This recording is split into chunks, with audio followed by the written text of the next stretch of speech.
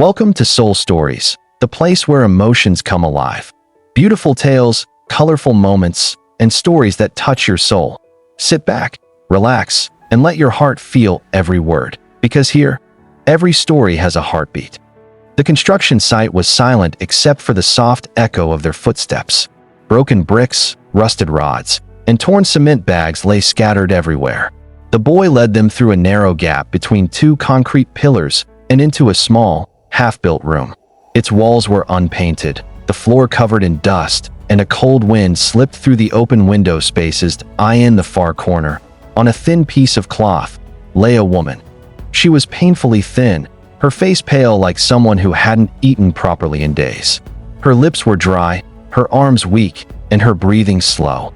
When she heard footsteps, she struggled to sit up, using what little strength she had left. But the boy rushed to her first, dropping the bicycle and falling to his knees beside her. "Mommy, I brought help.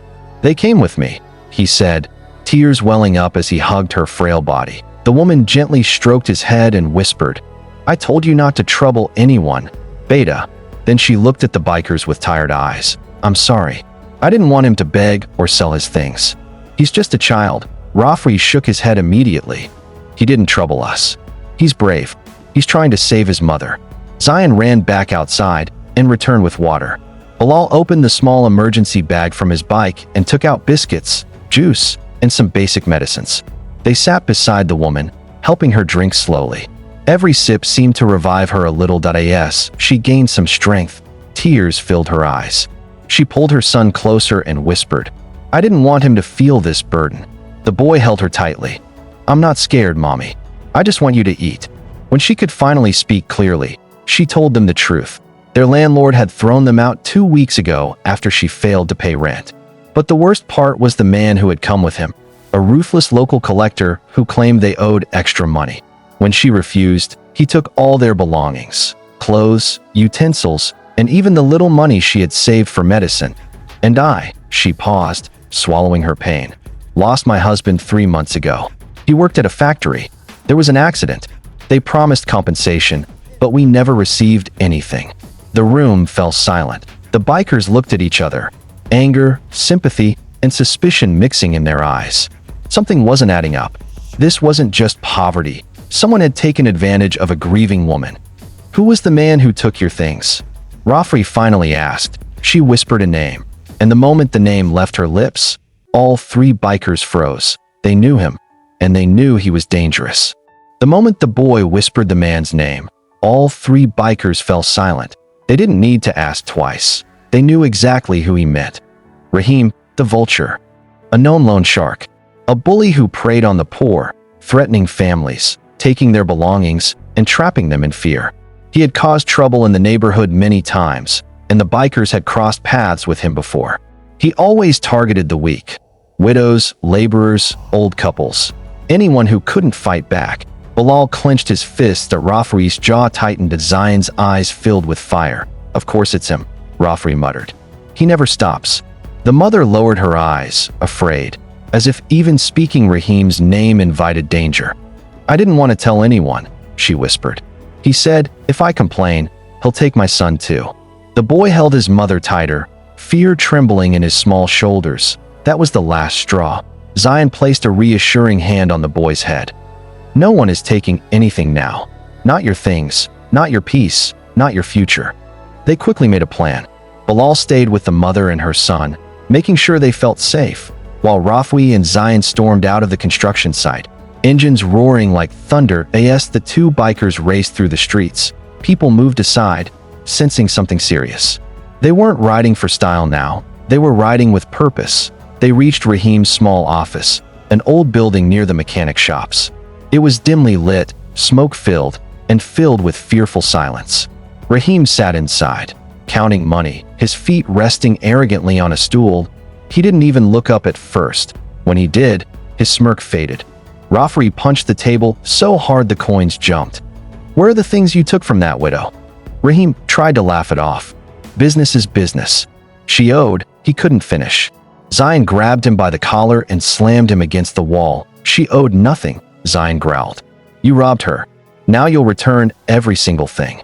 Rahim wasn't brave. He only bullied the helpless. Faced with two furious bikers, he folded quickly. Hands shaking, he pointed toward a back room. Inside were piles of belongings he had taken from many families, including the boys, clothes neatly folded, utensils in a bag, blanket rolled up, and the boy's small, blue school bag, with a pencil stuck inside. Within an hour, the bikers returned to the mother, but they didn't return alone. They brought everything that had been stolen: her pots, her clothes, her blankets, even the small photo frame of her late husband. And behind all that walked Rahim himself, forced to apologize, head lowered, fear replacing his arrogance. The mother watched in disbelief, tears filling her eyes. For the first time in months, she felt hope. The night air was cool as the bikers carried the last of the family's belongings into a small rented room they had arranged. It wasn't big, just a single space with a door, a window, and 4 clean walls. But compared to the cold construction site, it felt like a palace. The mother walked inside slowly, touching the walls as if unsure whether this new safety was real or just another dream her tired mind had imagined. Her son followed her, eyes wide with wonder. "Mommy, we have a room again," he whispered, barely able to believe it. The bikers had done more than that.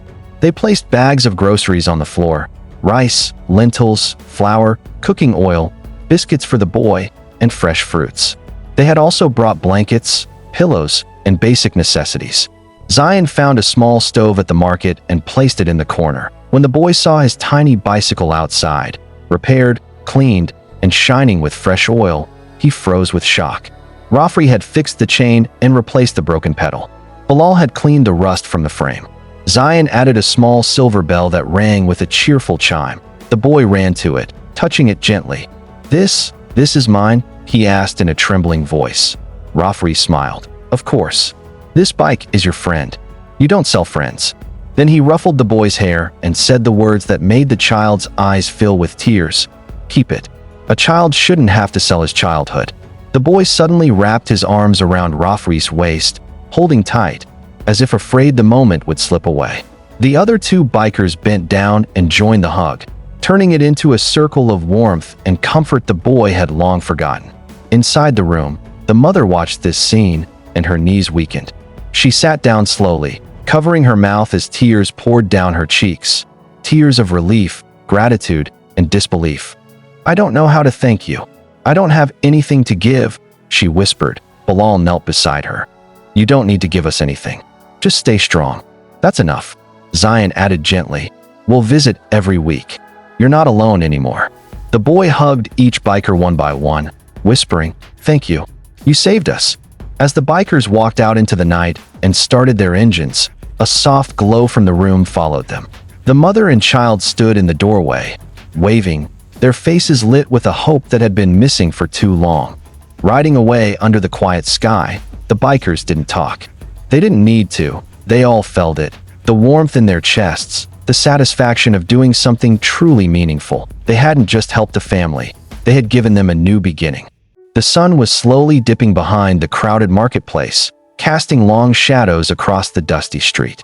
Shops were closing. The smell of roasted corn mixed with engine oil floated in the air, and the day's noise was beginning to fade.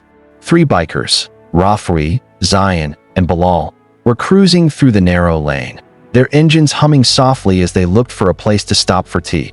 Just then, something unexpected happened. That a small figure suddenly stepped into their path. Rafri braked hard, tires skidding slightly. Standing before them was a little boy, thin, dusty, and trembling. His hair was messy, his cheeks smeared with dirt, and in his tiny hands, he clutched a worn-out children's bicycle.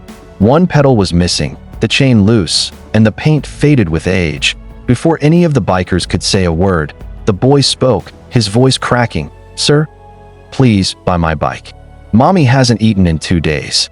The bikers stared at him, stunned into silence. The child looked no older than 8, yet the weight of struggle had already taken hold of his face. His big eyes carried fear, desperation, and a kind of sadness no child should ever know. His torn shirt hung loosely from his shoulders, and his slippers were nearly broken. Bilal slowly got off his bike and knelt in front of him. "Beta, what happened? Why are you selling your bike?" The boy swallowed hard, his lips trembling. "Mommy is sick. She can't work. We don't have food. I thought if I sell my bike, I can buy bread for her." His voice broke on the last word. Zion gently placed his hand on the boy's shoulder. "Where is your mother?" The boy lifted his small hand and pointed toward the far side of the market, toward a half-finished construction site, dark and abandoned, where no family should be living. "Please come. I'll show you," he whispered. The bikers exchanged looks. A silent understanding passed between them. This was serious. Without hesitation, they turned off their bikes and followed the boy through twisting alleys and rubble-filled paths. The little bicycle squeaked as he pushed it along, its broken wheel wobbling pathetically beside him. As they walked, the boy kept glancing back, as if afraid they might disappear. His tiny footsteps were quick, urgent, driven by fear for his mother. The bikers didn't know what they were about to discover, but one thing was certain. This wasn't just a hungry child asking for help. Something much darker was hiding behind his trembling words, and this meeting was about to change everything.